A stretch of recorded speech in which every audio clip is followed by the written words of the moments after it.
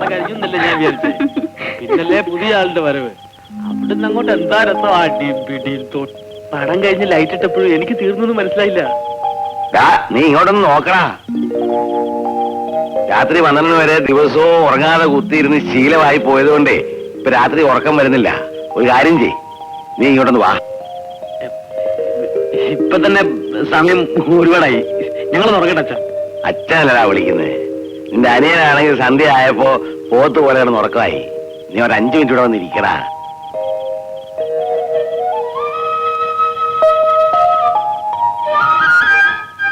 അങ്ങോട്ടിരിക്ക.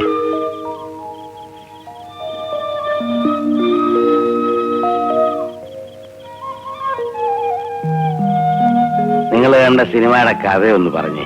അയ്യോ, കഥ എന്ന് പറഞ്ഞാൽ അതൊരു വലിയ കഥയാ. അതല്ല, കഥാ ചുരുക്കം അതെന്താന്ന് പറഞ്ഞു. ചുരുക്കി പറയാൻ പറഞ്ഞ ഇത്രയും വലിയ കഥയൊക്കെ ചുരുക്കി പറയുന്നത്.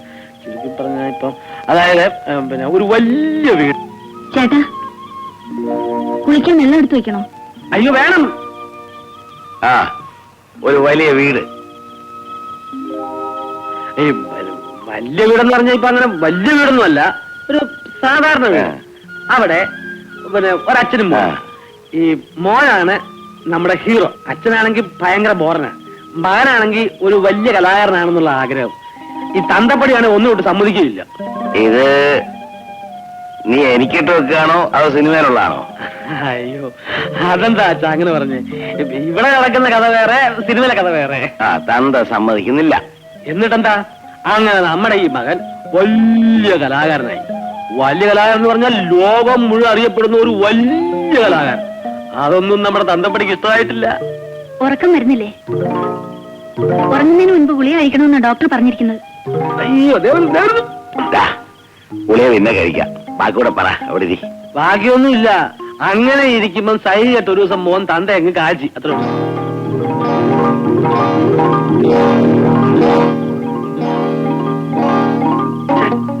ആകെ തലയ്ക്ക് പ്രാന്ത് പിടിക്കുന്നു. നീ എന്തിനാ ഇങ്ങനെ എടുത്തിയാടി മണ്ടത്തരങ്ങൾ കാണിച്ചേ? ഞാൻ പെടുന്ന പാട് എനിക്കല്ലേ അറിയാവൂ. ചേട്ടനല്ലേ പറഞ്ഞത് കല്യാണം കഴിക്കുകയാണെങ്കിൽ പ്രേമിച്ച് കല്യാണം കഴിക്കണം, തന്തയും തള്ളയും പറയുന്നത് കേട്ടാ റോട്ടിലാവുന്നൊക്കെ. അത് ഞാൻ എന്റെ അപ്പോഴത്തെ അറിവില്ലായ്മ കൊണ്ട് പറഞ്ഞതല്ലേ. എന്നാലേ ചേട്ടന്റെ അറിവില്ലായ്മ കൊണ്ട് ഇപ്പൊ സ്വന്തം വീട്ടിൽ സ്വന്തം ഭാര്യ വാടകയ്ക്ക് താമസിപ്പിച്ചിട്ട് റോട്ടിൽ കിടക്കേണ്ട ഗതികേടാ എനിക്കിപ്പോ. മനസ്സമാധാനത്തിൽ എനിക്കിപ്പോ വീട്ടിൽ കയറാൻ പറ്റുമോ? എന്നാ നീ ഒരു കാര്യം ചെയ്യും, വേറൊരു വീട് വാടകയ്ക്ക് എടുത്ത് അങ്ങോട്ട് മാറും. അതെങ്ങനെ? അവള് സമ്മതിക്കണ്ടേ? പരിചയപ്പെടുത്താവുമ്പോ ഞാൻ വരാൽപ്പം വൈകിയാലും കൂട്ടിനാളുണ്ടാവും എന്നൊക്കെയാണ് അവളുടെ ന്യായങ്ങള്. ഇനിയിപ്പോ എന്താ ചെയ്യാ? എനിക്കൊന്നും അറിയണ്ട, അവളെ വീട്ടിന് പുറത്തിറക്കി തന്നെ ജോലി ചെയ്യണ്ടേ. ഒരു കാര്യം ചെയ്യാം, നമ്മൾ രണ്ടുപേരും പുറത്തിറങ്ങിയിട്ട് വീടിന് ബോംബ് വെക്കാം. വേണ്ട വേണ്ട, ബോംബ് വേണ്ട. റോഷിനിയെ വീട്ടിൽ നിന്നും പുറത്താക്കണം.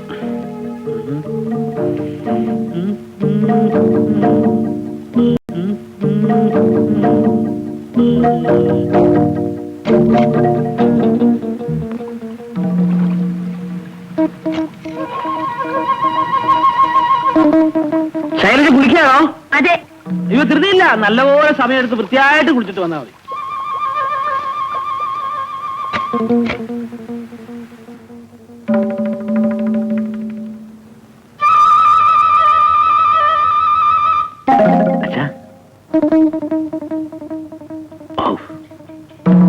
നല്ല ഉറക്കം. ഈശ്വരാ,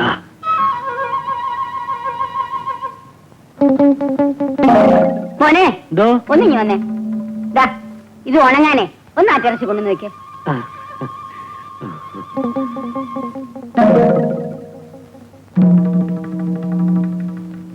എന്താ ഇത്? അല്ല, ഇത് ഒന്ന് ഉണക്കാൻ. ഇനി തരും, ഞാൻ വെച്ചേക്കാം. താങ്ക്സ്. ഹസ്ബൻഡ് ഓഫീസിൽ പോയിരിക്കാ? അതെ.